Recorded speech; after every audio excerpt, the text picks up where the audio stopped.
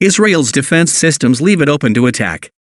Regardless of the side that carried out the missile attack on the area surrounding the Dimona nuclear reactor, south of Israel, be it Iran, Syria, or another party, the bombing continues to spark criticism in the occupation state following the defense system's failure to intercept the missile, while raising questions about the deficiencies of the country's military capabilities. The attack on the vicinity of the Dimona reactor in the Negev desert revealed the significance of missile threats facing Israel, as tens of thousands of short, medium and long-range missiles may drop 500 tons of explosive materials at every point in Israel if launched at the same time, i.e. a bombing power that equals an attack of 120 combat aircraft simultaneously.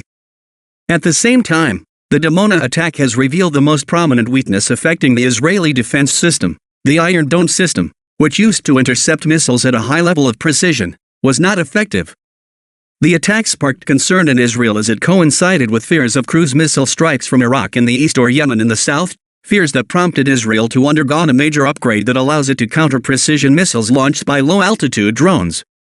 The recent confrontations in the Gaza Strip on the southern front, and the escalating tensions on the northern front with Syria and Iran expose the defects of the Israeli defense systems. These events show that Israel has not managed to prepare itself for imminent threats.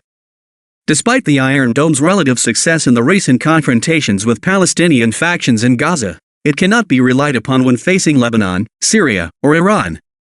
Indeed, the Iron Dome is a dome that does not cover the entire head. That is why Palestinians call it the Silk Dome.